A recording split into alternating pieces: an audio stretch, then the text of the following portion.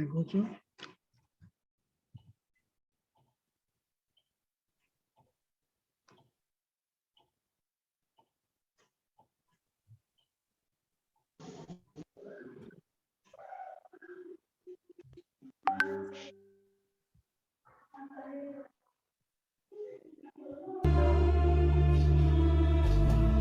सर्वेषां स्वस्तिर्भवतु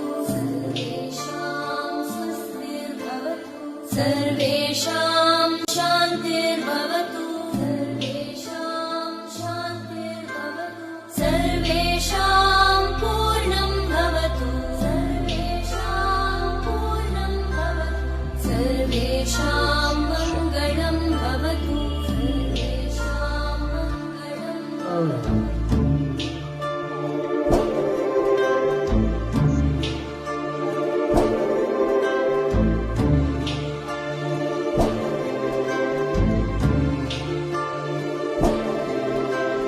सर्वे भवन्तु सुखिनः सर्वे सन्तु निरामयाः सर्वे भद्राणि पश्यन्तु मा कश्चित् दुःखभाग् भवेत्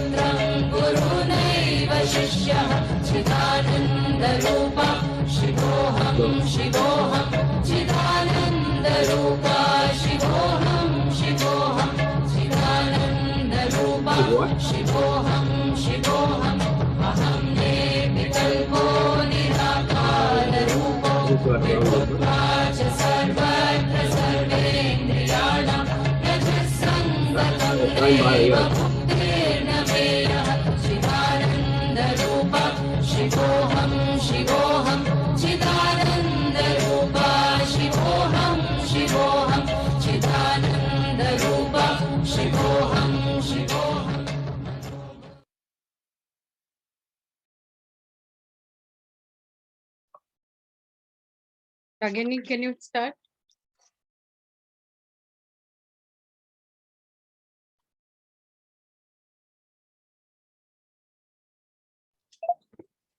Shashwata, I'm audible. And please, can you share the screen? Yes.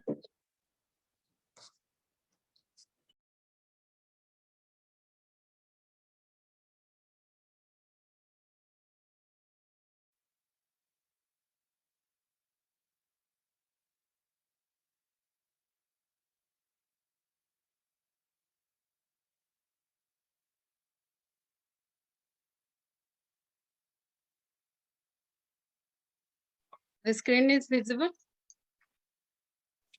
Yes, ma'am. So, undoubtedly, yoga is the link which connects the mind and the body of an individual and helps one stay connected with the greater sense of community and the universe. Even though yoga is an ancient practice that originated thousands of years ago in the India, it is considered highly relevant and beneficial in today's day and age since the practice comprehensively addresses a diverse range of physical, psychological, emotional, and spiritual health benefits.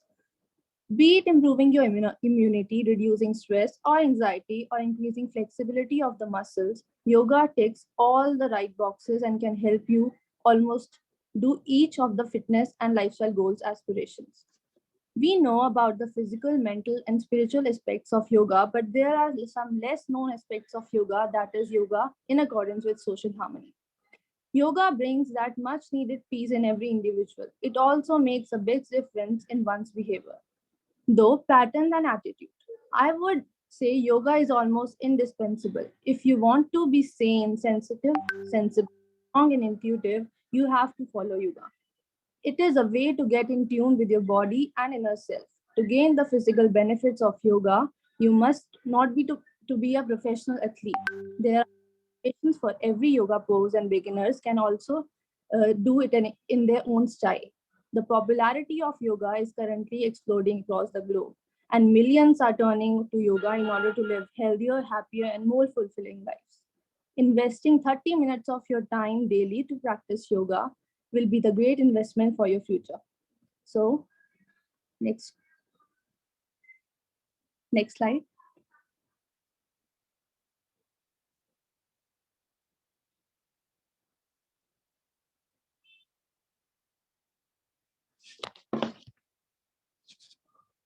Can you see the slide? Yeah. I think this is, yes. Uh, Before we proceed, we have a set of instructions for the participants which we wish for them to follow. Please keep your microphone off. You may keep your video on, but remember your video is visible to others.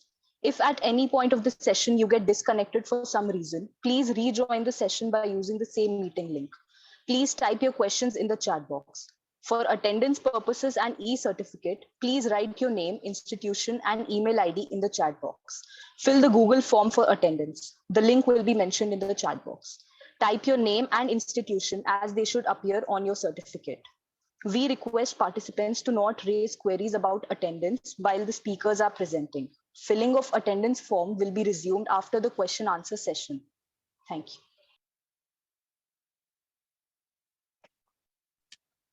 Next slide. Ma'am, can you switch the slide?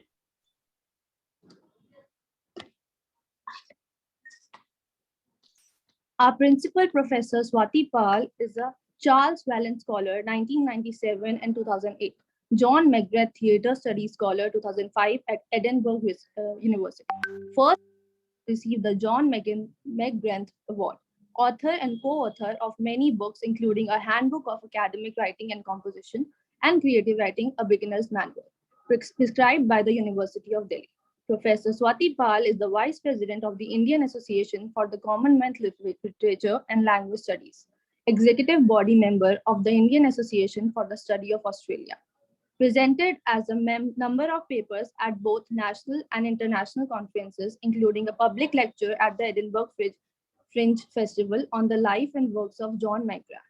Recipient of several awards, the latest among them all is 34th Dr. S. Radhakrishnan Memorial National Teacher Award 2018.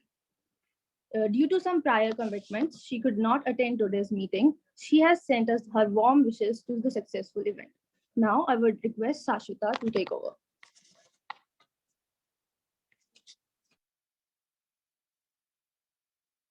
Ma'am, can you change the slide?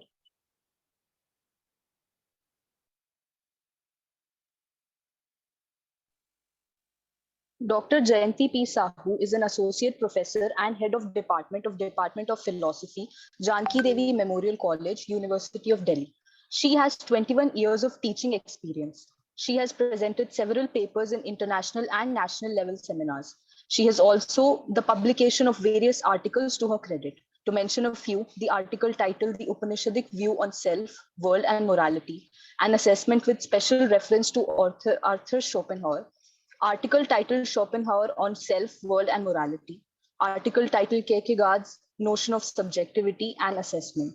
She is associated with various co-curricular and extracurricular programs. To mention a few, she is the Deputy Coordinator of NCOF, General Secretary of Center of Career Counseling, Career Opportunities and Skill Enhancement, JDMC, and the Program Officer for NSS JDMC.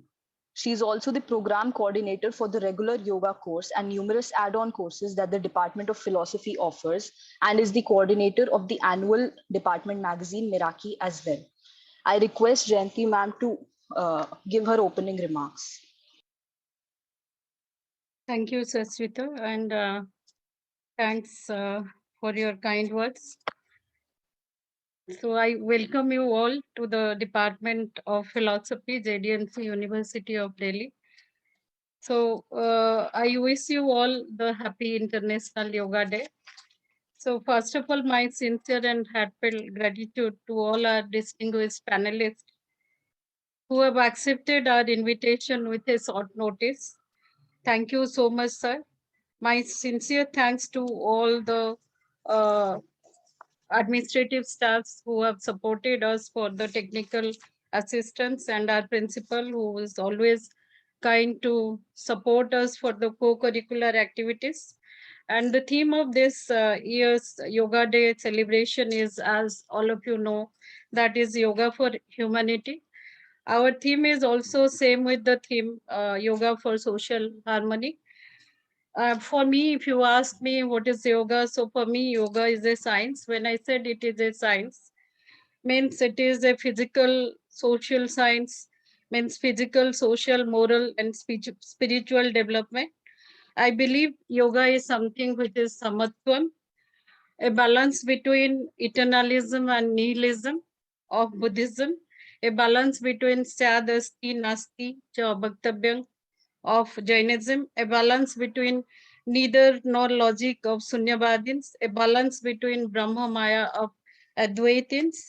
Yoga teaches us disciplines of mind and body. We have a long traditions of yoga which has a theoretical aspect as well as experiential aspect, and then that comes the practice of yoga.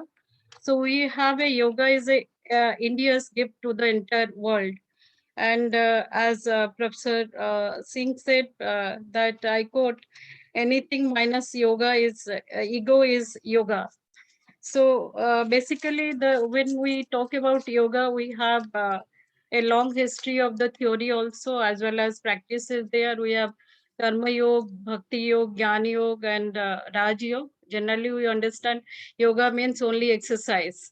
But unless and until we understand the theoretical aspects, then if you do the practice, then that is a kind of partial understanding of the yoga. And everyone is looking for, especially in the contemporary world, there are a lot of stress and anxiety amongst the young minds, and they are also, they are directionless somehow, a kind of anxiety what they should do and what they are doing. So in that case, yoga will bring a discipline to your mind and body. So that is how a lot of things are there in yoga. So once you go into the science of yoga, so then you can know your existence also. Sometimes it defines your existence, and once you know that what is your existence, and provided that you can also talk about the social existence, and we can talk about the social harmony. And the problem is everywhere is the problem of false ego or false identification, and yoga provides a path how to reach to the level of transcendental state, and the state of calmness and peace where there is no ego, and there is every diversity or the plurality resolves, and there is an unity and peace and harmony. we can think of. And saying all this, I welcome you once again to the International Yoga Day celebration. And the whole idea is to kind of creating a positive attitude for everything, and looking forward for working for the society as a harmonious way, irrespective of the diversity and the plurality. We must celebrate and respect others' viewpoints, and that is what the whole idea of the philosophy department, to talk about the yoga philosophy. And we have a regular practice. We introduced yoga certificate course in the year 2019, and since then we are continuing regular yoga classes also going on. So the whole idea objective is to bring a kind of positivity in the young mind, and to provide them a right direction and holistic development of their personality. And thank you so much. I welcome once again the distinguished speaker, eminent scholars in the field of yoga. And over to Saswita. Thanks.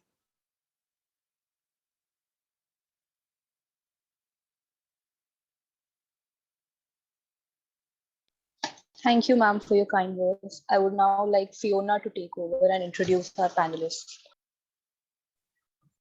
Before that, I would like to request everyone to turn on their cameras for a few moments so that we can take the screenshots.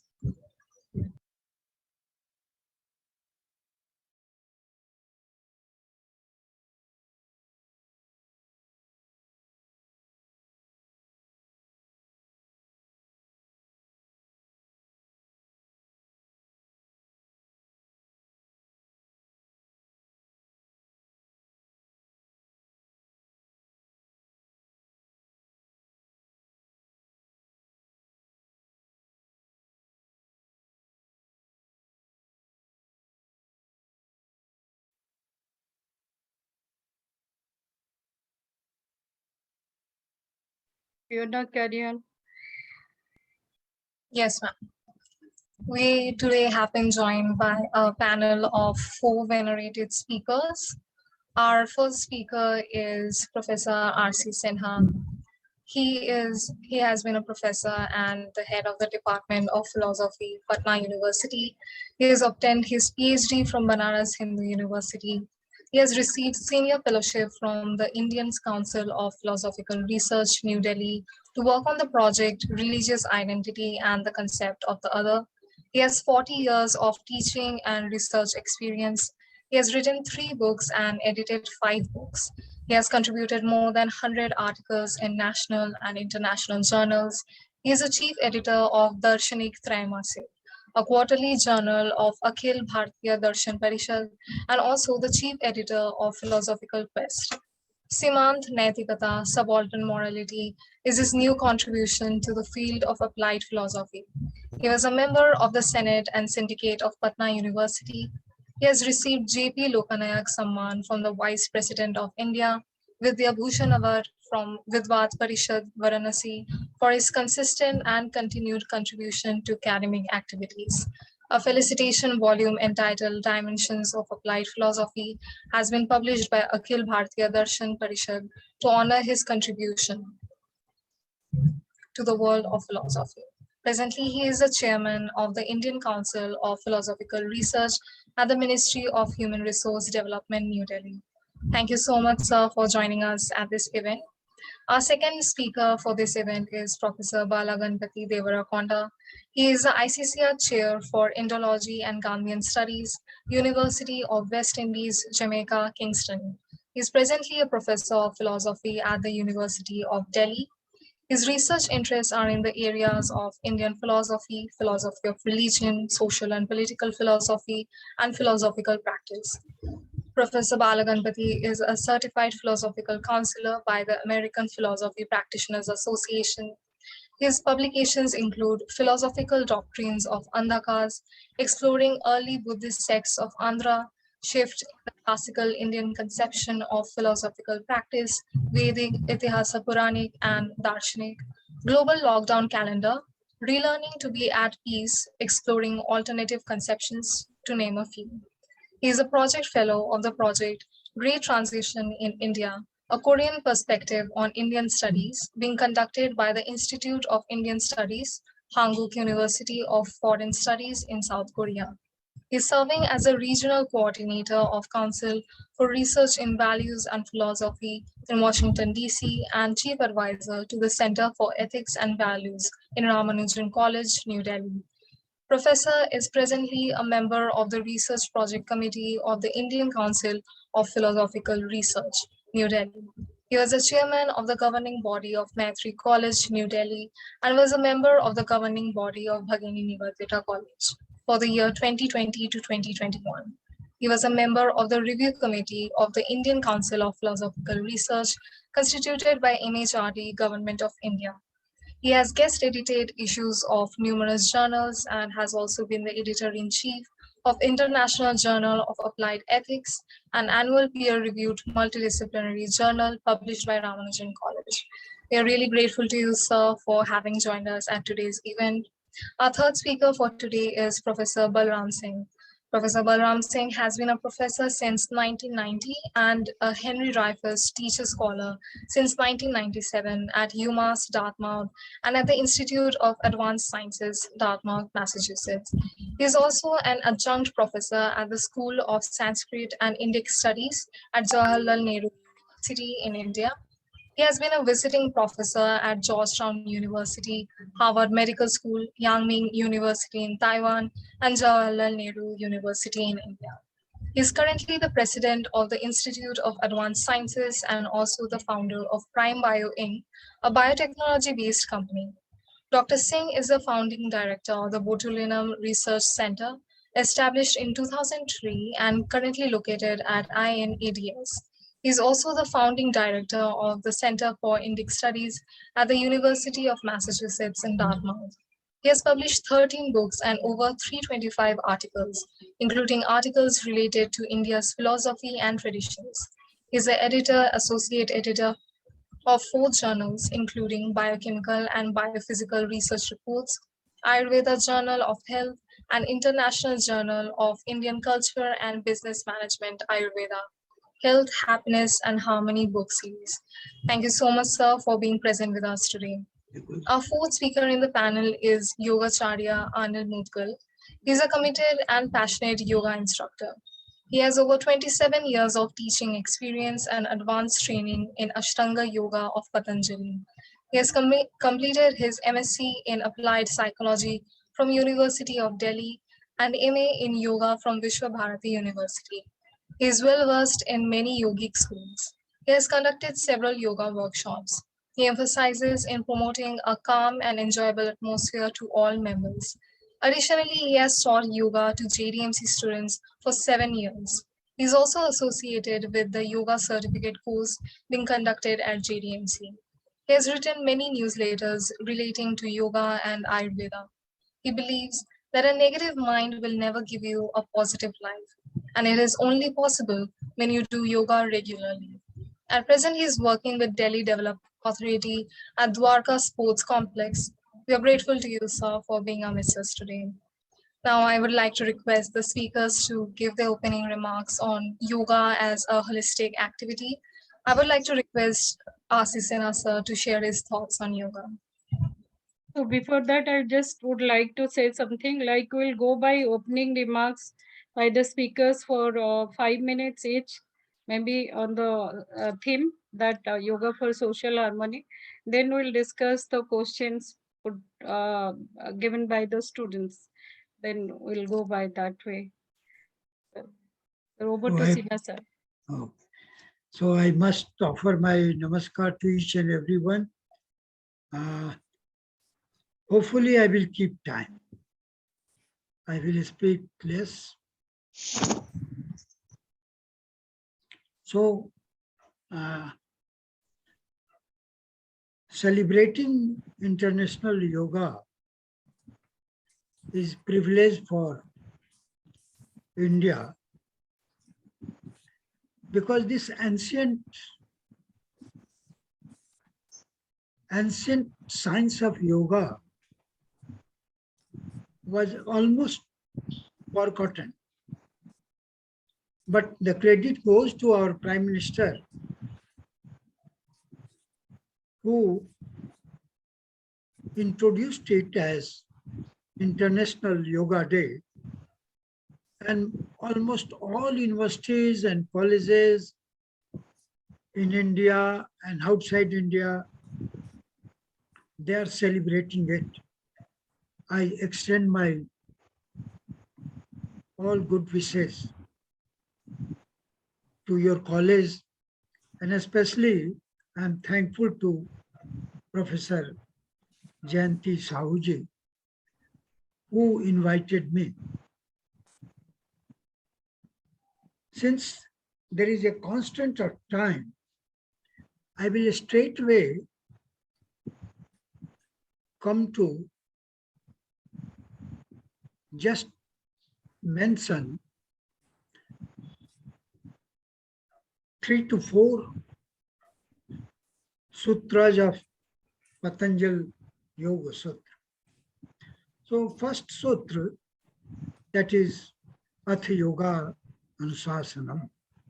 Yoga is a discipline. Certainly it is a discipline because the definition of yoga has been given by Maharishi Patanjali as Yogas Chitta Vritti Nirodha. If you can control your fluctuating mind, then only you can be disciplined. So there is a need to control mind and purify the body. So yam, niyam, asan, pranayam, pratyahar, dharan, dhyan, samadhi, these are the steps. But the crux is that man should purify himself and he should control his behavior. On the one hand, through yoga, one can realize himself. Tada drashtu swarupe avasthanam. The third sutra of Maharishi Patanjali goes like this. We have to realize our true nature. And when we realize our true nature, then only we can behave properly. Vritti Saru Mitrat. Our acharan, our conduct will be according to our attitude. So if we have self-realization, if we realize the true nature, then only we can behave properly. And this, we find that in the society, in the global society, there is a disharmony. And certainly disharmony is because man is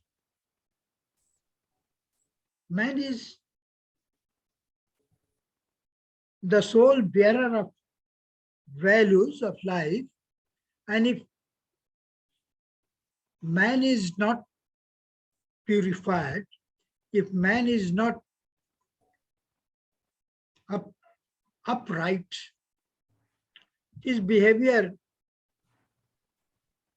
may be wrong, may be harmful to the society. In the contemporary world, we find there is a disharmony, there is a clash, and the Harvard professor Samuel P. Huntington has written a book on the class of civilizations. So naturally, if we want to check, if we want to check the classes, if we want to create harmony, so what is the methodology? Can we check this warring camps through uttering good words, or say in this warring situation, when Russia and Ukraine, they are at war, when in society we find that there is a disturbances, communal disharmony is there. So on the one hand, we have got excellent philosophy. Everybody, in every country, we have got excellent philosophies and scriptures. We have got Bible, Quran, Ved, Upanishad. In spite of all these good scriptures, in spite of the fact that we have got a lot of yogis, lot of people, upright people, there is a disharmony. There is a global disharmony. So how it can be controlled? Since the time is limited, I must cut short. I remember one book written by Francis Fukuyama. The title of the book is The End of Order. So there is everywhere we find classes, we find disharmony, we find that order of the society has almost shattered. So Francis Fukuyama in the preface suggests that if you want to create harmony, if you want to live happily, you have to go back to India. Because in India, we have got unique family system. And the value of the family system, he has acknowledged that if the family is intact, if the values are intact, then only the society will run well. So Francis Fukuyama has stressed that in order to check the disruption, in order to check the disorder, disharmony, we have to go back to Indian value system. So naturally, he has pointed out that family value system is a great one that can keep the society in order. So the family value said that is a small indication. That is, but if you want to live peacefully, if we want global peace, then also we have to look to India, because the Indian scriptures propounded ahimsa. And in the Mahatma Gandhi, I can mention that he also prescribed ahimsa. And naturally, one cannot practice ahimsa unless he practices yoga. Yoga is not only exercise. It is just a process for realization. And recently, just before joining this session, I had an occasion to learn about, for the first time, I learned about Lahiri Mahasaya. He practiced yoga and he advocated Kriya Yoga. And certainly the Kriya Yoga one can do yoga living in the world. There is no need to go for sannyas. So without adopting sannyas ashram, one can be a grihast, practice yoga and create harmony in the family, in the society, and at last in the world. So thank you very much. Thank you, because I would love to listen other participants. Thank you. Thank you so much, sir, for your enlightening words.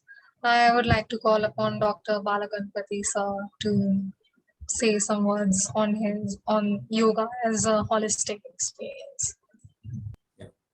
Namaste. Gurave sarvalokanam bhishije bhavaroginam nidhaye sarvavidyanam dakshinamurtaye namaha.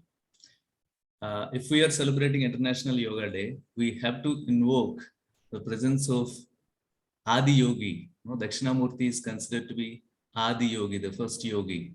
So with his seeking his blessings, I think we should begin the International Yoga Day. I really appreciate the efforts of Janaki Dev Memorial College, and especially the efforts of Dr. Jdmc Sahu and other colleagues from the department and the student friends who have made their own unique contributions to making this event possible. And I pay my respects to my co-panelists, Professor Balram Singh, Professor R.C. Sinha, and Yogacharya Anil Mudgalji. My International Yoga Day wishes to all of you. I'm in Jamaica, Kingston now, and we have celebrated International Yoga Day on Sunday, because weekends are the days during which these are celebrated. And High Commissioner here, His Excellency Mr. Masakui, he made it such a big event, like it's a 1 month event that was organized, and the celebrations went on really well. So I just wanted to bring it to the notice of all of you that we are different parts of the world, and we are all celebrating International Yoga Day in a fitting way. So this is what I want to bring it to your notice. Thank you. And I thank the organizers for giving me an opportunity to be a part of this event. Now, coming to the focus theme that is provided to us. And it's good that instead of lectures, the organizers have thought of making it a panel discussion so that we would give our remarks, and then we will engage with each other and also engage with the audience, whoever have some questions or doubts or inputs to add to our discussions. This is interesting to look at, because the theme, the general theme of the year is, for this year that was chosen by United Nations, is Yoga for Humanity. So obviously nobody would deny that yoga is for humanity, but how do we arrive at that particular point? Okay, because we also understand that yoga is being practiced by the individual, and if it is being practiced by the individual, how do you go to this universal called humanity? And the college has focused in between these two, individual and the humanity. College has focused on social harmony. Okay, it has brought the universal a little down. Okay, so now the individual, how does he contribute to the social harmony so that it further contributes to the humanity at large, right? That is how it has to be seen, from the focal point to the larger universal. So that's where I would place my observations, like I limit to social harmony, and then I'll also try to extend it further to the humanity at large. Now, when we look at the understanding, general understanding that we have with regard to yoga, we can understand it through its definitions that are available in the classical literature that we have, right? That's one way of approaching it. And another way is to see how it is being practiced. These are the two ways through which you can understand concept of yoga. So if you begin with the definitions, right? What are the prominent definitions of yoga that are available to us in our classical Indian tradition, or like either you have to go with Patanjali, Patanjali Maharshi, who said yoga chitta vritti nirodha, which means cessation of the mental modifications. So at what level? At the individual level. Okay, when he is referring to cessation of mental modifications at the individual level. So if you want to attain yoga, you have to work for the cessation of mental modification. So it is at the individual level. Let's go to the other definitions that we find in Bhagavad Gita, for instance. The definition that is given as it was mentioned by Jdmc ji, it's like samatvam yoga muchyate. So even here, balance, equanimity. Equanimity at what level? At the individual level. You have to develop a kind of balance of mind so that you can do well in your life. So this is also bringing us down to the individual level, right? And then the other definition that we find is yoga karmasu kausalam, skillfulness in action. Okay, so even the skillfulness is at the individual level. So what I mean to say is the definitions that are available of the concept of yoga, all of them focus it on the individual. Okay, I and you, we individually have to work on ourselves. Okay, that's how we improve ourselves. So the definitions, all of them are basically focusing on the individual. But the theme that is given is social harmony. Okay, so we have to transcend from the individual level to the larger goal, larger totality, and then further larger totality as well. So the totality that is available to us that is given to us in this theme is society. So society as a totality. Now, how do you transcend the definitions that are provided to you, or the tools that are provided to you, or for the advancement of the individual? How do you extend it to the totality is the point. So that's where, like, the debates that we find in individualism and communism, communitarianism kind of things may come. And the debate is such a larger one in the sense that, for instance, if you look at Buddhism, the distinction between Mahayana and Hinayana is specifically on this. Like somebody working for the advancement of or liberation of the individual self, somebody trying to work for the liberation of the society and humanity at large, Mahayana and Hinayana. So such kind of tensions are available in Indian tradition, Indian philosophical systems in many ways. So how do we understand, comprehend this tension and do it, conceptualize it in the best possible way is the question that we have. Here I leave a hint so that I can come back to it in the next round. I leave a hint. Though the definitions talk about balancing of the individual and skillfulness of the individual and control of the mind of the individual, the term that is used is always yoga, which means uniting. Okay, so when do you call something to be, when do you call for uniting? Only when there are different parts or different aspects.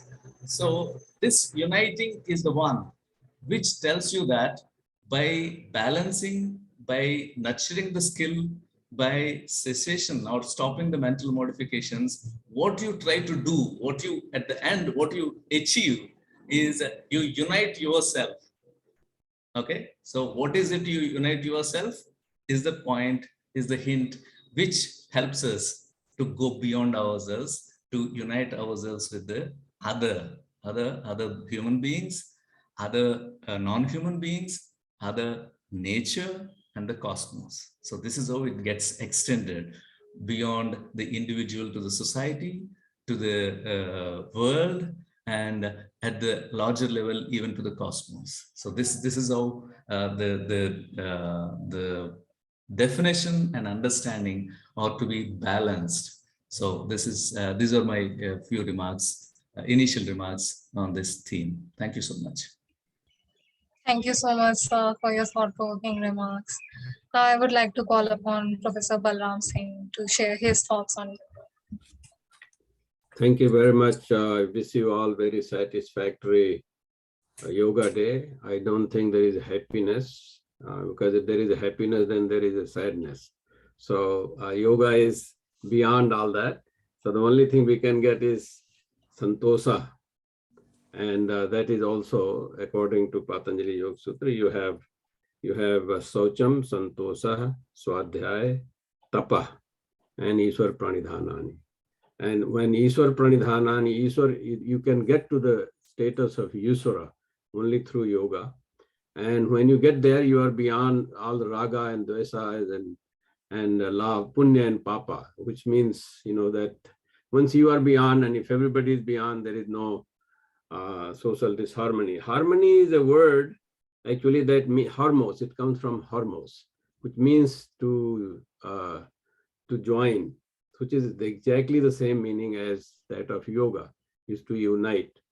So and then social is also social actually comes from socios, which means friend. So when you join as friend, then obviously there will be no problems. And when you have yoga chitta vritti nirodha, Professor Sinha and Professor Balaganpati ji explained some of these things, but I just want to pick on the word nirodha. When there is no rodha, there is no resistance, which means there is an acceptance. And when you have an acceptance, there is no resistance. Yoga chitta vritti nirodha, even though it is talking about chitta vritti and chitta vritti, everybody's chitta vritti. When there is no nirodha, which means there is no resistance, remember it comes that rodha is also where it is also in krodha. So when you have nirodha, which means no resistance, no krodha, and then there will be only harmony. I feel that it is very important that this kind of information that has been coming out of India, of all the places, but it is not only in India, in many, many ways. Actually, as we know, there are 8.4 million forms of postures, which comes from every organism that we know on this earth. That is very fascinating that Indians have come up with 84 lakh yoni. And currently there are about 87 lakhs estimated by science, 87 lakh types of organisms. So it belongs to everybody and everywhere. It just has continued in India for a very long time for its own uniqueness that India has geographically. It has an opportunity to promote these things. Unfortunately, despite Professor R.P. Sinha's comment that about Indian family, I think that it may have been at one point. Right now, the family system in India is defined by the rules and regulations and laws, which is not of Indian. Indian way of life is natural, which is what you get when you get to know yourself. Tapa swadhyay Iswar pranidhanani kriya yoga. So Professor Sinha mentioned about kriya yoga. You have to study yourself and know yourself.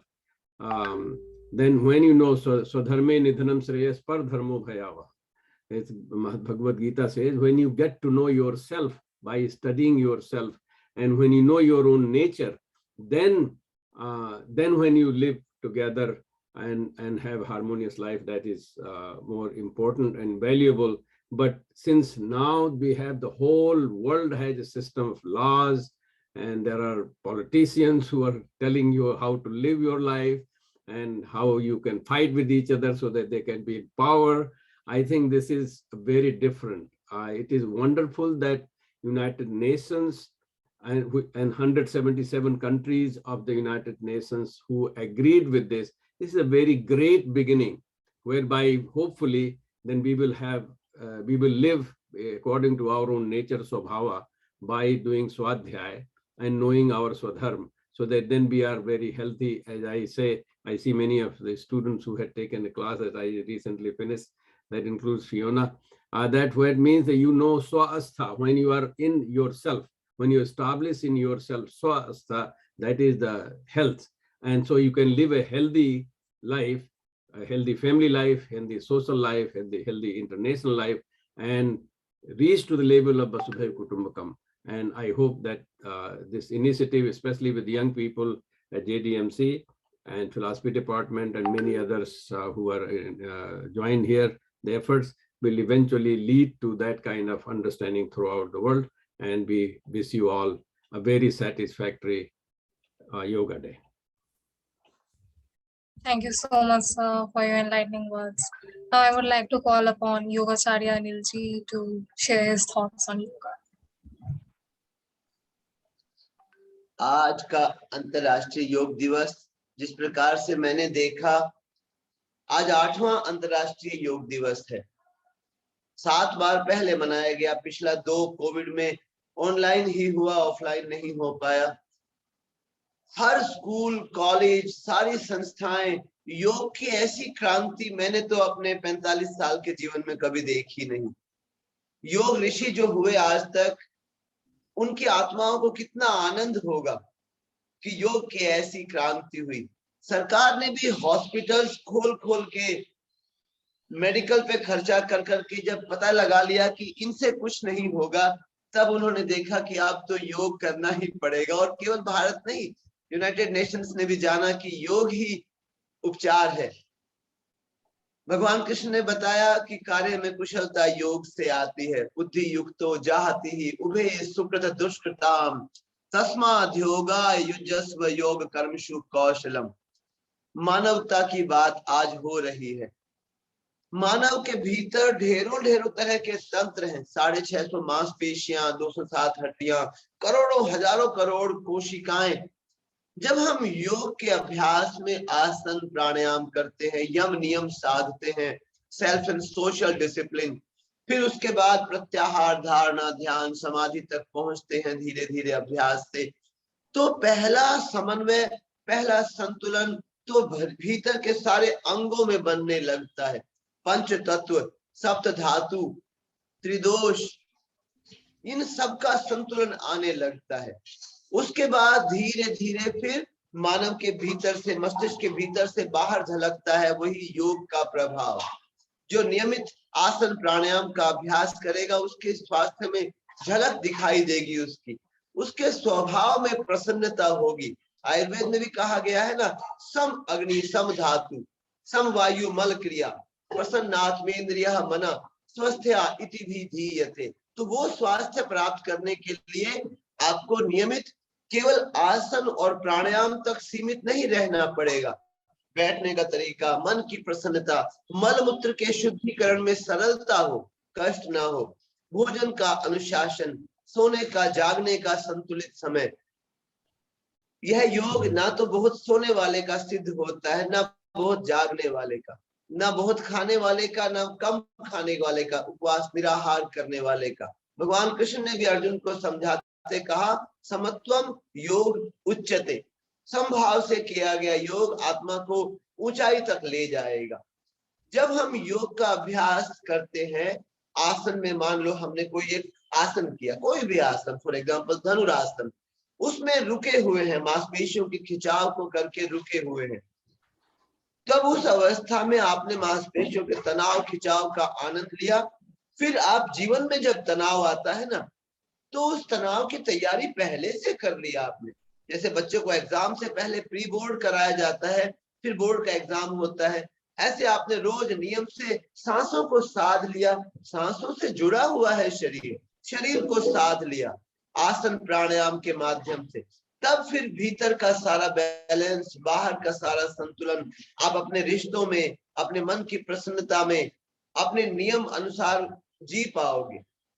योग के अभ्यास में हम सांसों का भी अभ्यास करते हैं। श्वासों के अभ्यास का जब हम स्वर को साधते हैं, क्रिया योग की बात हुई लाहरी महाशय जी की, बड़े आदरणीय, उन्होंने स्वर सिद्धांत की बड़ी चर्चा की। उन्होंने कहा बैठो शांत और क्रियाओं के दृष्टा बनो। ये स्वर राइट और लेफ्ट, सूर्य स्वर, चंद्र स्वर, दृष्टा बनो इनके। फिर उसके बाद ये संतुलन जब स्वर में आएगा तो भीतर भी झलकेगा। आप तेज सांसें रखते हुए सो नहीं सकते, ना ही धीमी सांस रख के क्रोध कर सकते।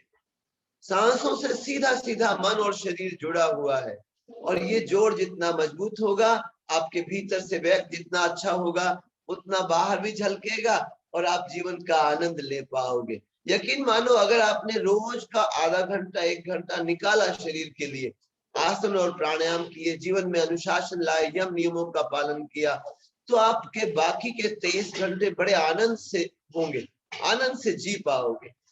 अब आगे की बात करते हैं। Thank you so much, sir. Now we will proceed with our question answer session.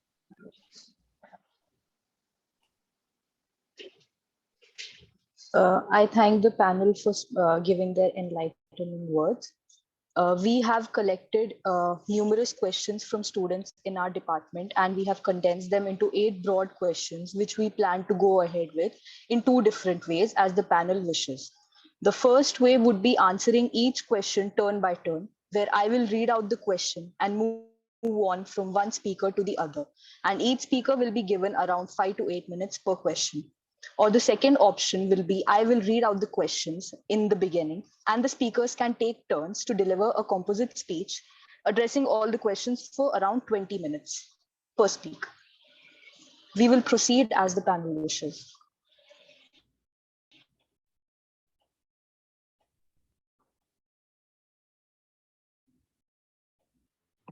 Sir, how we'll go about that?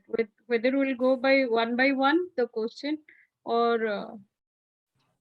I think we can do that. Let them read the question so that whoever, it's not necessary that all of us have to respond to each of the questions, but whoever wants to pitch in would respond to the question. sir, thank you. So, Yeah, that's good. Sachita, go on. Okay. So the first question we have is, why do you think a concept like social harmony is integral for the current society where everyone is too absorbed by their individual lives and are pretty unbothered by others? I would like the panel to answer this question as they wish.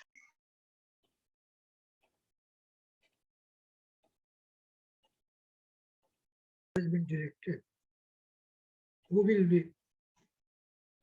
To whom this question has been directed? No, any one of us can do that, sir. If you want to respond, please do that, sir. So can you repeat the question, please? Yes, sure, sir. The question is, why do you think a concept like social harmony is integral for the current society where everyone is too absorbed by their individual lives and are pretty unbothered by others? So certainly, this question can be raised philosophically also. And I had been raising relating to Shankar's conception of moksha. What is the use if a man gets moksha? If the whole entire humanity is suffering, the entire nature is imperfect, what is the use that a man, a sannyasi, gets liberation?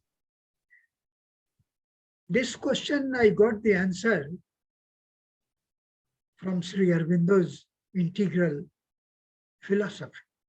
Sri Aurobindo, though very loyal to Shankaracharya, very true to Advaitism.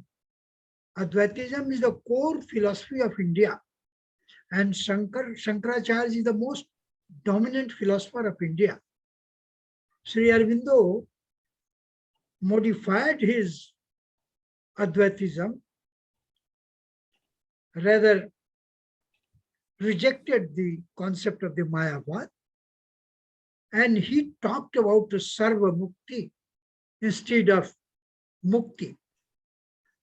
And he, Sri Aurobindo, in his magnum opus, The Life Divine, has contemplated that if there is no use that a single man gets perfection, the nature should also get to be perfected, because in the imperfect nature, a man hopelessly cannot get perfection. So the nature should also evolve, become perfect. And others should also be perfected, because Sri Aurobindo talks about the divine society.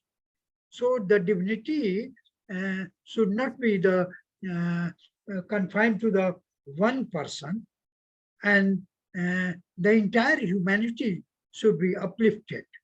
So I think the contemporary thinkers, most of the contemporary thinkers are, even Buddhism, in Buddhism also, we find that the Buddhism actually started this thinking about the Sarva Mukti, and Indian philosophy. The Indian philosophy is well known through two very dominant schools, Buddhism and Advaitism, and contemporary thinkers like Sri Aurobindo, he modified the Advaitism, and certainly, hopefully, students can get some clue that Indian philosophy is not individualist. I think I may chip in a few words. There is always a cycle of everything. You know, there is a inertia that comes in whenever something happens, whether it's idea, human beings, or environment, or whatever. And there is always this cycle that oscillates, like the whole Brahmand also oscillates back and forth and back and forth. And so this harmony and this individualism that has, or selfishness that has creeped in the society, this is just to let us know what will happen. So you see the consequences of it, and then you learn from that and you go back. And this is in Indian concept is called as Yuga Chakra. So there is a certain things that will happen, and you learn from that, and then say, oh, this is not good, this is not good, this is not good. Or the concept of neti.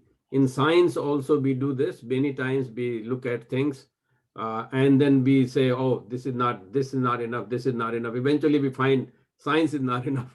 And as Professor Sinha is saying, Sri Aurobindo may have said this, but ultimately when the only reason, in my opinion, Dvaitism is there is so that you understand that there is eventually you all go back to same thing, and that also is the ultimate aim of yoga.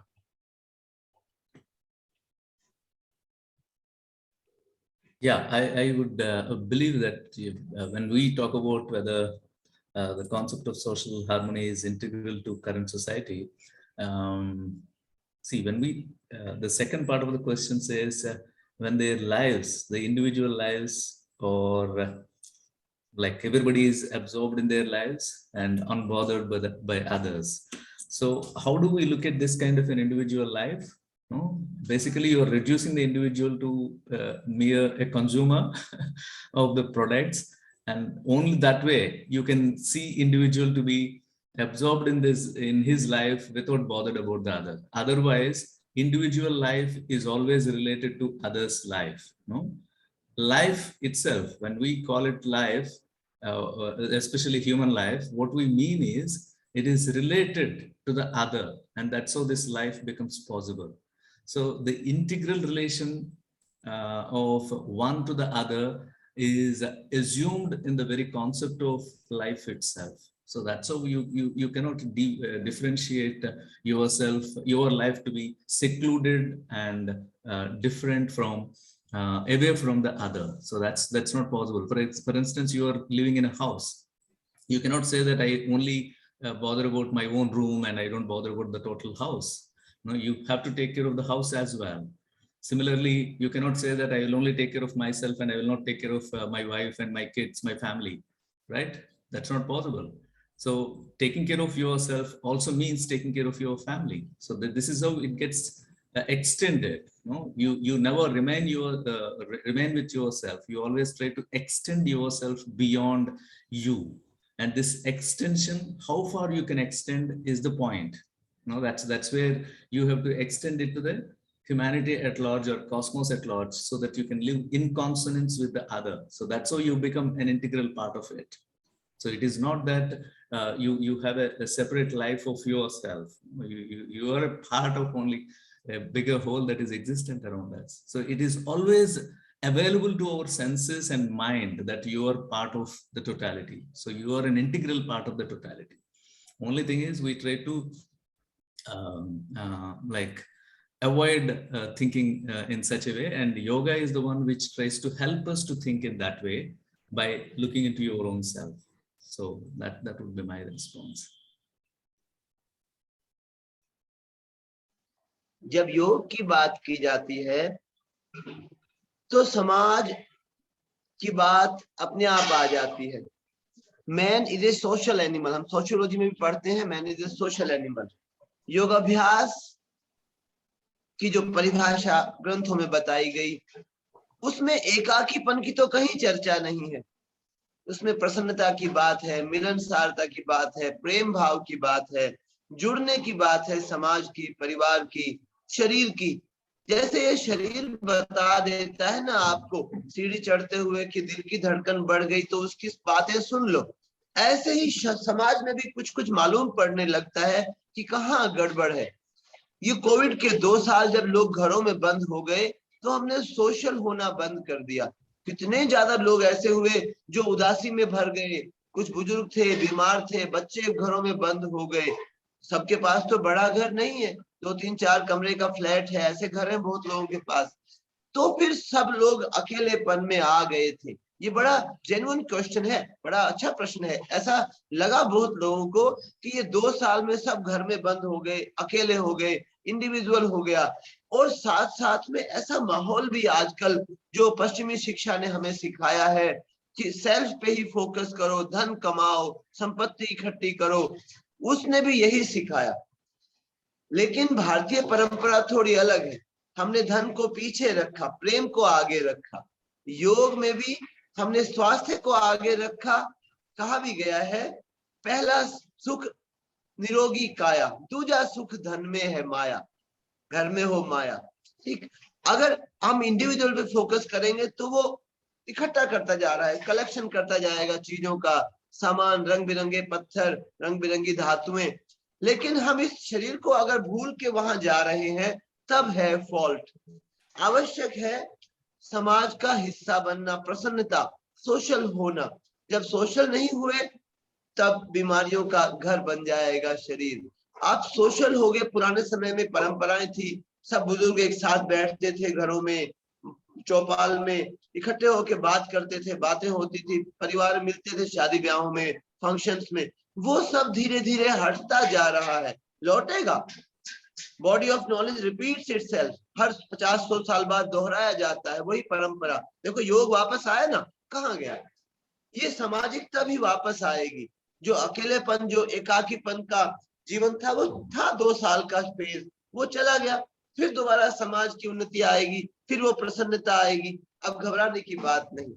अच्छा प्रश्न है. लेकिन योगाभ्यास करो, मन को प्रसन्न रखो, सब लोग मिलके हंसो, लाफ्टर योगा करो, आ जाएगी सारी वो भाव जो आना चाहिए, जो बताया गया है ग्रंथों में. सर ये तो एंड सेशन में आप कराएंगे. Sir I would like to hear intervene and take some audience also. अगर कुछ पूछना चाहते हैं इसी पॉइंट पे, अगर बोलना चाहते हैं. We have with us many professors and also Laxmikant Padi also is there and professor Shashi Tiwari. तो अगर किसी को भी कोई सवाल और या रिस्पॉन्स देना है इसी प्रश्न पे तो दे सकते हैं.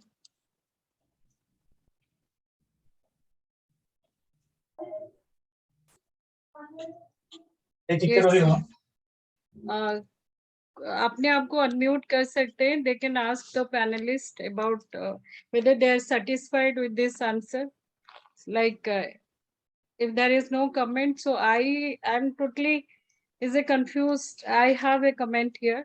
So जैसे अनिल सर ने बोले और professor Bala Ganpati and RC Sinha sir also and Professor Singh also. So I have a problem understanding the social harmony.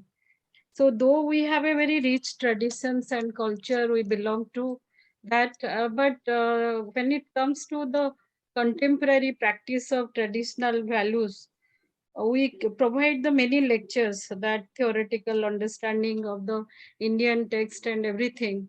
But when it comes to a kind of suggestive models, so somewhere we are not able to do that.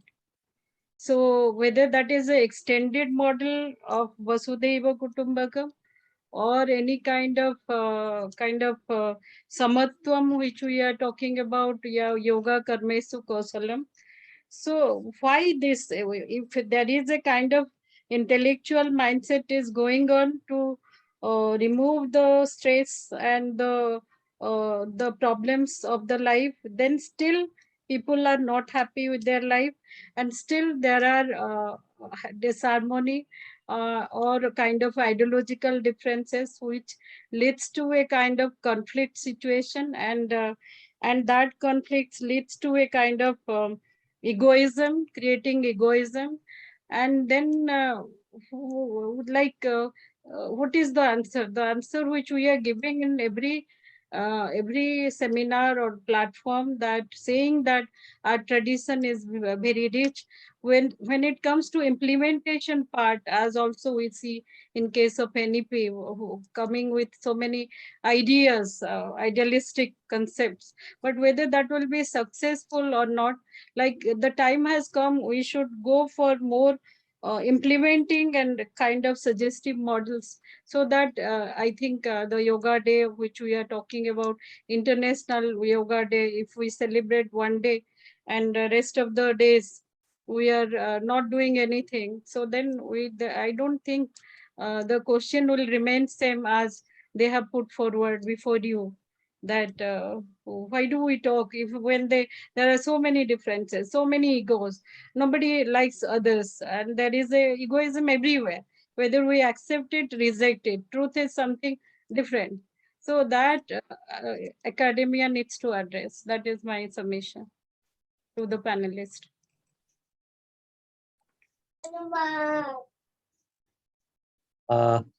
Professor Sahu, may I say something? Yes, sir. Respected Professor R.C. Sinha ji, Professor Balram Singh, and Professor Dev Balaji. Thank you, Jayanti ji, for allowing me to say very two to three lines. I mean, when there is a concept of social harmony, when that social concept of social harmony comes to the picture, one thing comes to my mind, that how do we see, I mean, what is our, as a human being, what is our perspective? How do we see others? और इसमें मैं एक उदाहरण देना चाहता हूँ. I will put one sloka from Ramayana. I think that will be much more beneficial in this present day context. I mean, nobody is isolated in this world. Everybody is related. So one day, Ram asked Hanuman, "How do you see me?" Then Hanuman replied, "Deva buddhya daso aham, jiva buddhya tadam sakha, atma buddhya tume vaham, iti me nastita mati." I mean, beautiful. Hanuman has given a beautiful answer. He said that when I think myself as a body, I am the servant. Deva buddhya daso aham, jiva buddhya tadam sakha. When I think of myself as mind or consciousness, or jiva, I am a part of you. And when, as my Atman, Atma buddhya tame vaham, as my Atman, you and I are the same. And this is the eternal truth. I mean, Hanuman has given a beautiful answer to solve this problem, that how, even if we are individualistic, we are individual oriented, you are self oriented, and we are always thinking about ourselves, but there is a social harmony. जैसे कि अनिल जी ने अभी कहा, 50 साल के बाद योग वापस आया है. लगता है 10 साल के बाद और 20 साल के बाद हमारे फैमिली में बिल्कुल कुछ ना कुछ हम लोग फिर जुड़े. और ये मुझे अच्छा लगा, ये जो आपका Jayanti ji, I am really thankful to you that yoga day pe you have instead of presenting a paper, you are asking question to, I mean, participants are and listeners are asking question to the I mean, all the renowned professors. That is a very beautiful way of, I mean, vade yayate tatva bodha. you know. And one more point I want to just say, that nobody is a Satru or nobody is a Mitra from your birth.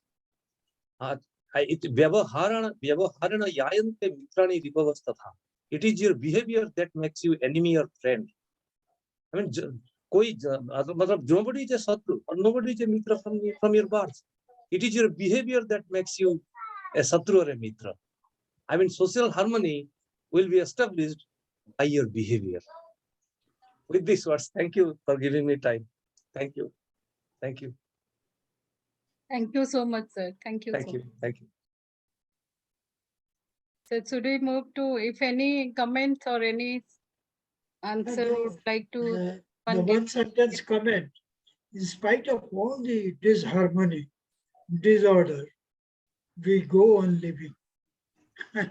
And not very peacefully, but almost peacefully. So that is also to be considered. So in spite of this is a fact that there is a disorder, disharmony, dissensions, and classes. But in spite of all these things, we go on living. That needs no proof. So that should be also taken into mind. That is the positive aspect of our existence. Thank you. Thank you. Yeah, if I'm allowed, I thank Professor Lakshmikant Padi for that interesting exposition, like how one should look at the relational aspect with the others, no? Because within the self, you have divisions as well. No? The way you look at it as with the different kinds of mind, no? Intellect that you have as Deva Buddhi and Jeo Buddhi and Atma Buddhi that he has stressed. This is very important for all of us. Even when we talk about the body, we have in the tradition, we talk about three kinds of body, no? Sthola Sarira, Sukshma Sarira, and Karan Sarira. So, and all of them, no? you try to get related to the other through each one of these three bodies. And your requirement is to transcend from one to the other, from the gross to the subtle and subtle to the more subtler.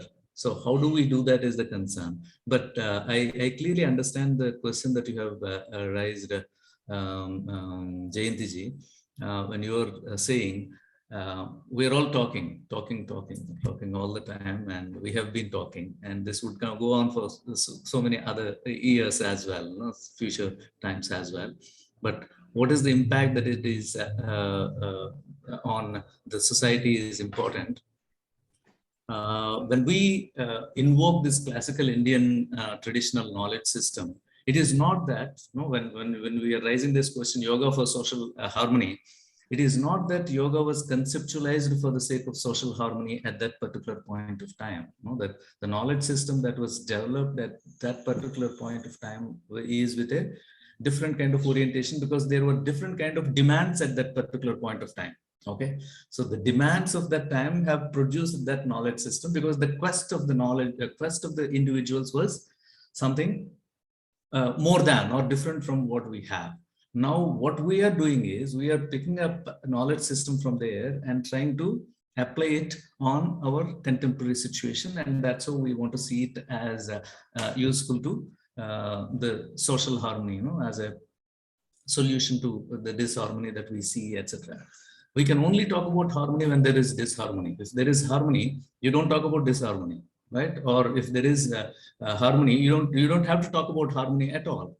So the very fact that we are talking about harmony, and we have recognized yoga to be one of the tools, you know, from the classical Indian tradition, which may be helpful to us, is an important step. And the second important thing is you're asking for the models. No, this is something that is actually pushing me to think louder. Here, the knowledge never fails. But the kind of interpretation that we make of the knowledge so that it would be useful to the times, contemporary times or contemporary problems, is very important. So if at all, whether we are able to construct sufficient suitable kind of models which would be helpful to our social harmony is what is the question that we have to straight away focus at. So we may fail in interpreting it in a proper way, but knowledge itself never fails. As you said, in fact, at the beginning, you quoted, I think, processing, saying that yoga, if you remove ego from all your actions, that's how you land up in yoga. That's the similar kind of thing that you said. So that is how do you extend yourself by at least getting ready to leave some part of yourself from your concern. No, that's how you would be able to extend yourself. Otherwise, it's not possible at all. So these are some of the hints that we have in the tradition, which are to be seriously nurtured. And we cannot say that there are no people who are egoless. There are people, okay? We see them, but they may be in minority. We see them around us, but we somehow we are so preoccupied with so many other things that we appreciate it when we find such kind of a person. We say that, yeah, he's selfless and he works so much.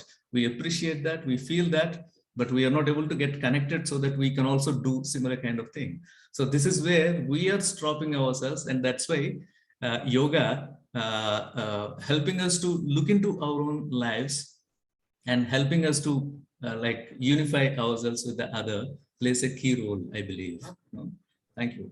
Yes, sir. Thank you so much. There are, I think, on in the chat box, if someone can read that, some messages are coming. I just maybe there is a something somebody has written. In fact, there is a confluence of Dvait and Advait. One has to go through Dvait to realize Advait. Then there is a comment, social harmony is lacking because the individuals are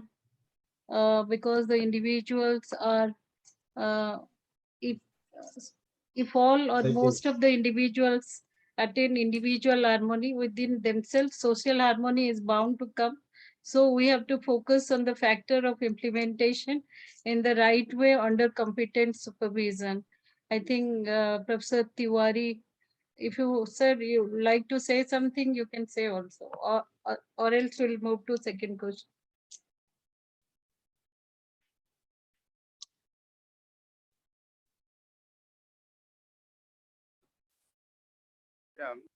Yes, sir. I think the very essential aspect of yoga is not quite, touched upon here. But you see, yoga is to, first of all, it helps the practitioner to unite himself to himself. And in that process of uniting the self to the self, we come to get rid of all the impurities and inharmonies within ourselves. Body, mind, and soul, there is a harmony in all these three will be there if you properly practice yoga. Like physical asanas and this pranayama, body, breathing, and brain.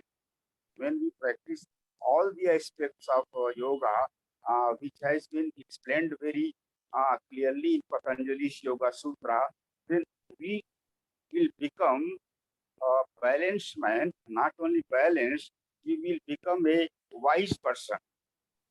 Because the software of this yoga system has been designed by our ancient rishis in such a way that once you practice it in the right way, automatically you become a better man. That means you would like to love others, you would like to practice the idea of peaceful coexistence with others. And yoga practice enables us to go above the level of religion. It helps us go from religiosity to spirituality, real spirituality. So if everybody or majority of people practice it to quite a good extent, then majority by far of people will become harmonious people, loving people, and as I told you, they will be fond of allowing peaceful coexistence among all the people So this world will become a better place. Thank you. Peaceful existence will become the way of life. Thank you, sir. That's what Thank you so much, sir. And now we can move to second question. Fiona, if we... I have a suggestion, if you don't mind. Yes, sir. Yes, sir. Okay. Yes. Like probably you can read all the questions together so that all of us can respond together. Otherwise, it's already 1.5 hours since we began. Yes, sir. Yes, sir. We can do that. Fiona or Sasrita, can Yes, you do ma'am. that? Yes. I will be, yes, ma'am. I'll be reading all the questions then. So we have a question. Do you think understanding ourselves, which is made easy through yoga, helps understanding others better? And the next question is, stories of Mahabharata and Ramayana have shown that several yogis and princes, such as Vibhishan, who were under age-old meditation, have yet restored to violence for minor disputes. What is your remark on this? And then we have another third question. Harmonium personalities or high-level intellectuals who cause breakthrough advancements in technology, who would you prefer? This is a choice type question. And the next question is, what is your suggestion for motivating the youth to indulge more in yogic activities? I will also be putting the questions in the chat box so that it is easier for everyone to read.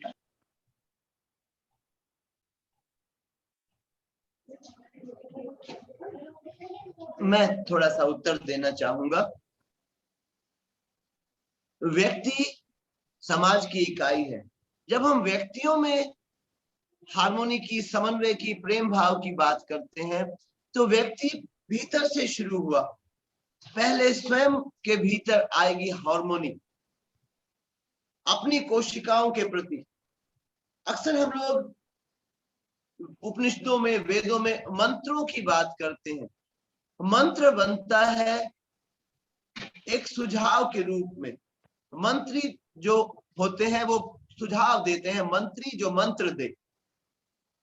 हम मंत्र का जाप करते हैं, कई बार हम शांति पाठ का जाप करते हैं। हम भीतर की सारी कोशिकाओं को सुझाव देते हैं उस मंत्र के द्वारा। हमने कहा ओम द्यो शांति अंतरिक्ष शांति, या हम गायत्री का जाप करते हैं, हे मां सविता आप हमारी बुद्धियों को पवित्र मार्ग पे, शुभ मार्ग पे अग्रसर करो। वो मंत्र एक प्रकार से अपने भीतर की हजारों करोड़ कोशिकाओं को, इतने सारे तंत्र को सुझाव होता है। फिर वो सुझाव जब आप भीतर दोगे, प्रेम भाव का भाव, आप कहोगे सर्वे भवन्तु सुखिना, ये भीतर कहा आपने, भीतर कोई है सुनने वाला। ये हजारों करोड़ कोशिकाओं को सुनाया। भगवान कृष्ण बार बार पुरुष शब्द का उपयोग करते हैं, कहते हैं पुरुष, पुर का ईश, इन हजारों करोड़ कोशिकाओं का स्वामी। जैसे एक कंट्री का एक अधिष्ठाता होता है, मंत्री है, प्रधानमंत्री है, राजा है, राष्ट्रपति है, उसको पूरे देश का ध्यान रखना होता है। वैसे इस पूरे शरीर की जानकारी, इस शरीर का बैलेंस, इस शरीर का अनुशासन, इसका पोषण, एक्सिग्रेशन, इसका न्यूट्रिएंट, वाटर सप्लाई, वेंटिलेशन, सबका ध्यान रखना है। जब वो पूरा मंत्र के माध्यम से आप भीतर संदेश भेजोगे प्रेम भाव का, शांति भाव का, समन्वय का, तो यकीनन वो संदेश आपके स्वभाव में बाहर भी झलकेगा। पहले खुद को सुधारना होगा। व्यक्ति को सुधरने से परिवार सुधरता है, परिवार सुधरने से समाज सुधरता है, और समाज से ही तो बना है देश। सामाजिक ताना बाना जो बुना हुआ है उसका आधार है व्यक्ति। महर्षि अष्टावक्र ने कहा यदा नाहम तदा मोक्षे, यदा हम बंधनम तदा। जब स्वयं को सुधारने की बात आती है तो मैं भाव को समाप्त करने को कहते हैं। भगवान कहते हैं अष्टावक्र जी कि ये मैं छोड़ते ही साथ मोक्ष है, और जब तक मैं को थामा हुआ है तब तक मोक्ष नहीं है। आप जैसे ही अभ्यास करते हो आसन का, प्राणायाम का, मैं फिर वापस उसी पे आऊंगा, योग दिवस है तो योग की ज्यादा बात करना चाहूंगा। जैसे ही आप आसन प्राणायाम की बात करोगे, यम नियम की बात करोगे, एकाग्रता की, प्रत्याहार, धारणा, ध्यान, समाधि की बात करेंगे, तो हम मैं को खोने लगते हैं। अभी रविवार को मेरे अभ्यास में मैंने मेडिटेशन का क्लास रखा, कुछ लोग आए थे वहां पे ध्यान के प्रयोग में, उन्होंने एक बच्चे ने प्रश्न पूछा, मेडिटेशन से लाभ क्या होता है? फिर उसका उत्तर दिया मैंने, बेटा मेडिटेशन से तो नुकसान होता है, इससे आपका मैं खो जाएगा। ये मैं खोते ही साथ व्यक्ति समाज में जुड़ जाता है। जब तक मैं बड़ा है ना आपका, तब तक आप ना दूसरों से प्रेम भाव रख सकोगे, ना मिलनसार हो सकोगे। मैं छोड़कर आप समाज का हिस्सा बनते हो।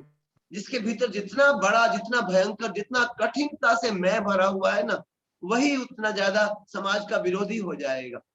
योगाभ्यास में हम मैं छोड़ना सीखते हैं, तो फिर हार्मोनी सोशल भी आएगी, भीतर की भी आएगी।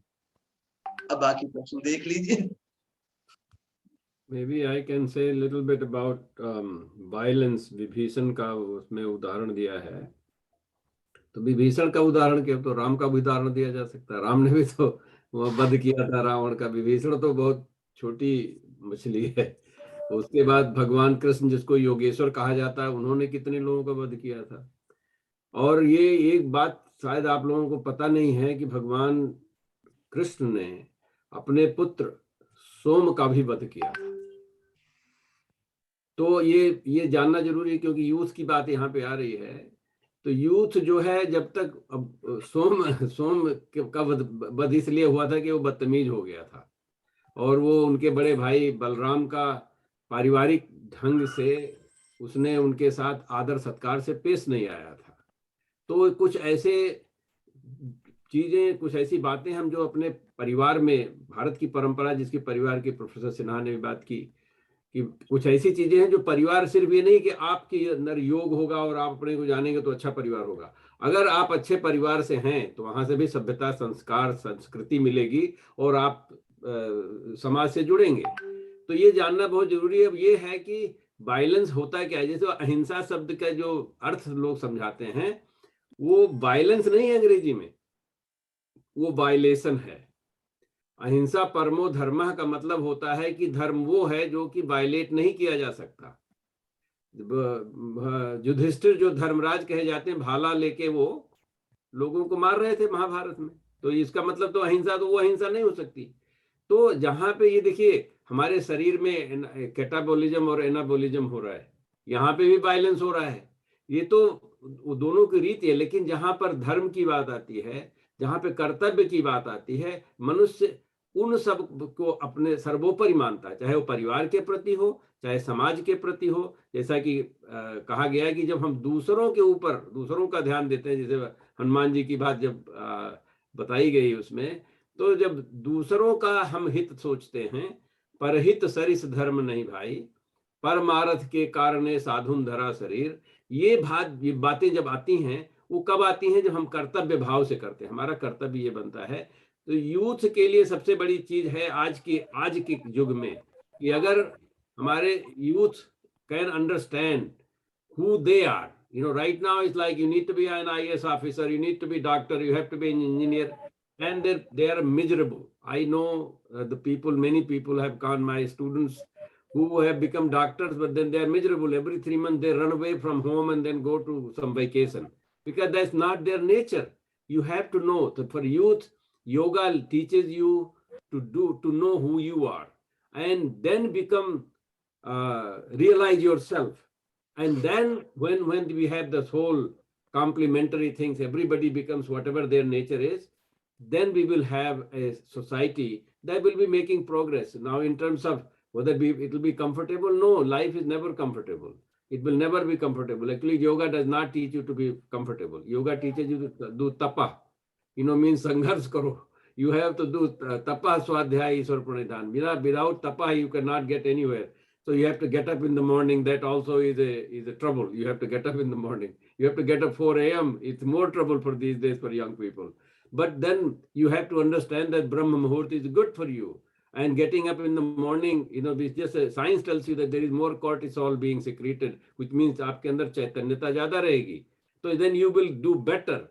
So be yourself only through yoga. Nobody, a teacher can tell you a little bit, and a parent can tell you a little bit. You know more yourself, and to know that you need to do yoga. And once you have done yoga, then you will be able to do your kartabya, and when you do your kartabya for the society, there will be harmony. Thank you. Sir, would you like to say something? Yeah, of course. Thank you.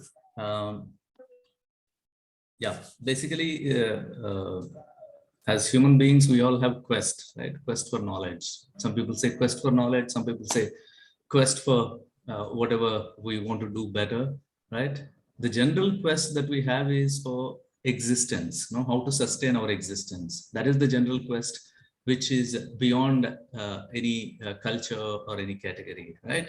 So the general quest for the sustenance of the human life is the one which prompts us, tells us that the existence has to be peaceful coexistence. It cannot be violent coexistence. It has to be if you want to sustain your existence, it has to be peaceful coexistence. Otherwise, it's not possible at all, right?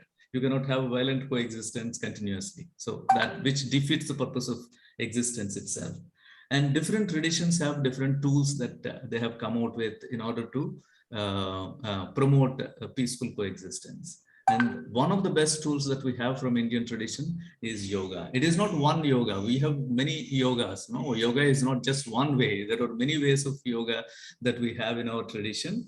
And what is it that it is stressing is, as it was mentioned earlier, uniting the components. Whenever we say uniting, we are saying that it has parts, components, which are to be united. Okay. And by uniting, what we are also hinting at is aligning. Alignment means all of them, all the parts or the aspects that we are talking about have to be in consonance with the other. So this is what is final definition of harmony. When we talk about harmony, in fact, Professor Balram Singh has spoken about harmony in the beginning itself, how we have to look at the definition of harmony itself before we go into social harmony, exploring social harmony. So what is the harmony now? It's like alignment of different aspects and parts with each other in a particular way, which promotes the sustenance and the development of the individual is very important here. And this has to begin at the individual level. I have to understand what are the components that I have, and then I have to align them. Unfortunately, what is happening is you recognize only one component of your the individual self, which is the body and the senses. Okay, and if you stop there itself, and if you don't extend, if you don't even recognize the other aspects of yourself, then you're stopped at the first gate itself. You're happy with the things that are available to your first gate. So you have to go beyond that. That is how, in order to go beyond that, you have to recognize that you have another important component. That's where I'm talking about the settled body. You have to go to the second level and understand the intricacies of the going beyond the body. Then it is not that it stops there. It's the settled body is understood to be the mental ones. Even you have to go beyond the settled ones, settlest ones. So that's where you reach out to the karana, the spiritual aspect of yourself. So my point is, in order to help yourself, as we are all indulged in the modern ways of life, as I said, like we are training ourselves more to live like consumers, okay, consumers of economic products, but that is at the body level. So we also understand that, yes, there is something which is more interesting to us, more appealing to us, which is beyond the bodily sensual pleasures. We definitely get hint of that every time in our life. But we have to recognize that as one of the important components of the body. And then going beyond that and understanding that the spiritual element that each one of us have is also another important aspect of the individual self. So recognition of these three aspects, parts of the self, is very important. And that's what basically approaching the self, approaching your own self. And also by approaching your own self, you would also be approaching other selves. You will also be recognizing these three components of others as well. And that's what helps you to transcend yourself. One of the questions is how do you reach out to the other? So I would say this is how, this is the only way. See, you cannot reach out to the other externally. You can only reach out to the other in a better way internally, by understanding your own components and assuming that the similar kind of components exist with the other, and your needs are not merely biological and physiological needs, makes you understand that the other's needs are also not merely biological and sensual needs. This is what helps us to go beyond ourselves and to reach out to the others. And this is what builds the social harmony. Unless you are at peace with yourself, you cannot be peace with others. The disturbed mind always thinks in a disturbed way, and your relations, all the relations, because human beings are basically ontological beings and relational beings, and your relations are so important, and how you relate yourself is so important to you.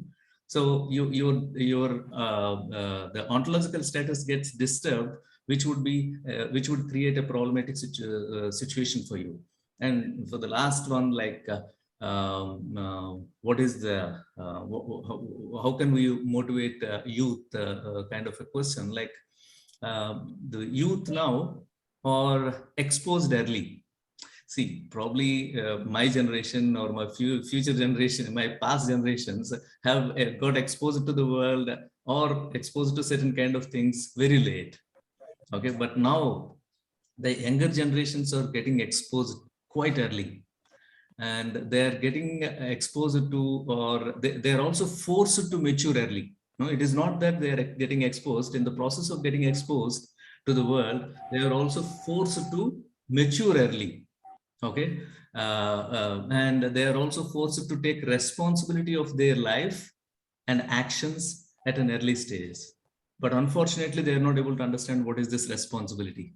So that is the problem. See, as we see it as elders, we think that he has to be responsible without teaching them what is to be responsible. So that's the major conflict that the youth in the present times face. Okay, so when you are exposed to get matured early, what is also happening is, this is another important aspect. What is also happening is you are forced to get old quickly as well. Okay, once you get matured early, you're forced to get old early as well. Unless you balance yourself, unless you recognize the components that you have, unless you start catering to the needs of each of these components, the biological body is, nobody says body is not important. Body is important. Senses are important, but you should not stop there. There are other important, equally significant components of the components that are there within you, the needs of which also you have to cater. If you are catering the needs of your body for say 10 hours, at least you should be able to cater the needs of the other components 1 hour a day. So this is what is required. Balancing is not 5 hours of meditation and 5 hours of work. No, balancing is like, even if you are working for 10 hours, meditate for 10 minutes. That's the kind of time balancing that happens. So this, unless you recognize your components and balance yourself, you can't survive the onslaught of information that is being dumped on you. You cannot survive the onslaught of the technological innovation that is entering into your ontological being, and you cannot survive the onslaught of the disruptions that are happening around you, in terms of explosion of information and truth, falsity, etc. So that's where you have to take recourse to yoga, not just in the sense of asanas, but beyond that. Unfortunately, now the present world is, you would be surprised. There are different trends of yoga that are coming up. I read about something called beer yoga. So how to drink beer while doing yoga, right? So you find all sorts of nonsense that is coming up, but you have to stop yourself with the traditional mode so that you can balance yourself. So that's where it is important that we should recognize the important significance of yoga in our lives. Thank you. Sir, would you like to say something? Sir, would you like to say something? Did you? I already said. You mean Professor Sinha? Okay. Okay. I thought Professor Sinha didn't say anything. If you want him to say, I'm happy to say some more thing, but I think our time is running out. So you please move ahead Yes, with your sir. program. Yes, sir. So, sir, would you like to say something, Sinha, sir?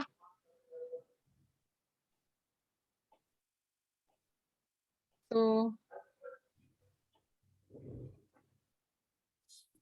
Fiona, any other questions? So I think the answers as given by the panelist.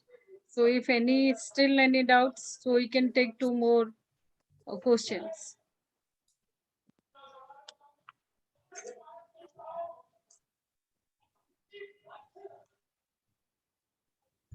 No, ma'am. The panelists have answered all the questions that have been asked by the students.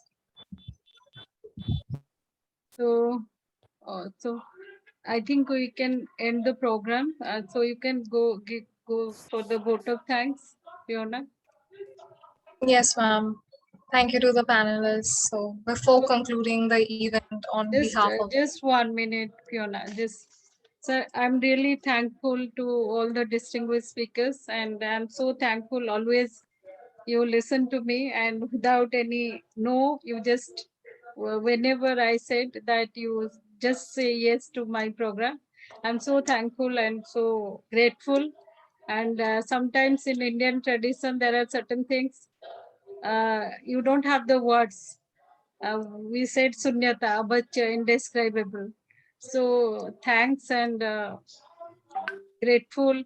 These are the like not actually the great words for this, but I'm heartfelt thankful to all of you, the participants also, those who have participated, and the students who have done wonderful job, and to everyone from my behalf, I just grateful to everyone. Thank you. Fiona. ma'am.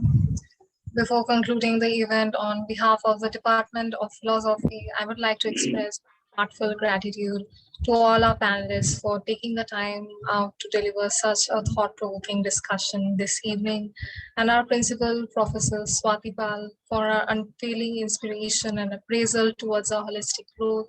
I would also present our collective gratitude for our teacher coordinator, Dr. Jdmc Sahu, and the organizing committee for their support and guidance throughout the planning of the event, and always encouraging us to expose ourselves to newer ventures. Moreover, we highly appreciate the student coordinators for smoothly executing the program. And last but not the least, we extend intense gratitude to everyone who managed to attend and added value to our webinar with their presence. We hope you enjoy this session. Thank you, everyone. Thank you very much. Thank you. Great. Sir, I would just like to add one thing that I'm really thankful to the technical team, and especially Aditi and Aishwarya and Fiona, Sashita and others. But especially Aditi, she has done a wonderful job, and in fact, everything, the posters has been created by her and Aishwarya. So I'm really thankful to all of you, and thanks a lot. And thank you, sir. Thank you once again, and namaskar. We look forward to having such I have programs. to inquire one thing. So tomorrow, are you going to, have you invited to the Mission Larry ma'am? Yes, sir, I have invited. So we have the program 3:30 3:30. on philosophy of Kriya Yoga. Okay. So we'll do that. And Anil sir, thank you so much. आप हमेशा मेरा साथ देते हैं. I'm so grateful to you. And Sinha sir, I always have the respect. And Professor Balagampati, whenever I asked, you never say no. And Professor Singh, I have so many things to you have given me as a mentor and many things. So I'm really thankful to each one of you. The participants also, so many great faces, professors I can see. My gratitude and heartfelt thanks on behalf of the philosophy department. Our whole team are there, and our teachers have done also so much of cooperation for this program. Sudhya ma'am, Himansu ma'am, and Sipu, they are the philosophy association in charge. Upendra, Dr. Upendra, and Sudeep, is going to be doctor very soon. So Sudeep and Sulagna, Dr. Vel Murugan. So I'm thankful to all of you, to my department, and people who have joined from outside Delhi also, from Bengal, Bhavani, Saria, and Professor Sasi Tiwari, Professor Lashmikant Padi, and many more names. So I'm really thankful to all of you. And once again, happy International Yoga Day. Thank you. So tomorrow also you will give provision for online participation? Yes, sir. Yes, sir. So Okay. it will be offline program, not online. So we have arranged offline Or because it will be offline. yes, sir. You can have blended if Yes, sir. possible. Yes, So, sir. If so that possible, I can also join. so If it I'll will be, try. I'll try, sure. sir. If it will I'll be try. blended. Please. Yes, sir. I'll do that. I'll do that. Okay, thank you. Thank you. Yes, sir. Thank you.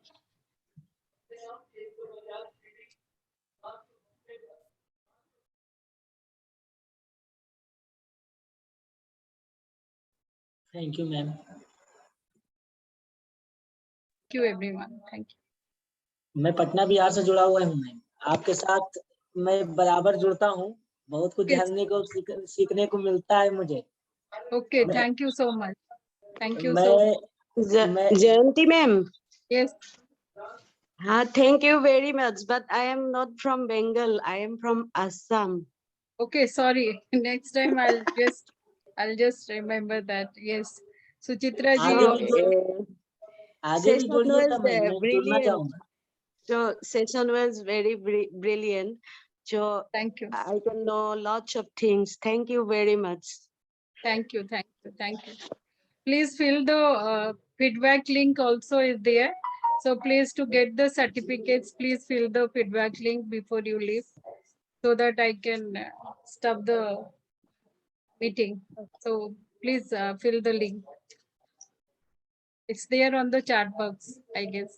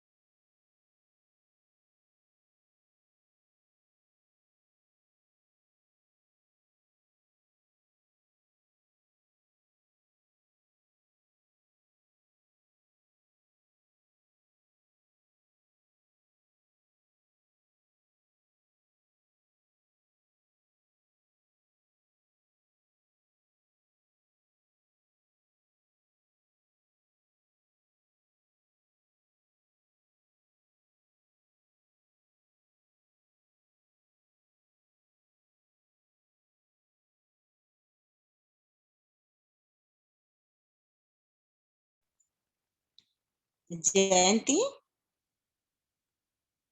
Yes, ma'am. Log out करें या कुछ बात करना है? Feedback link पहले भर दीजिए, फिर वो तो भर लिया था मैंने। ओके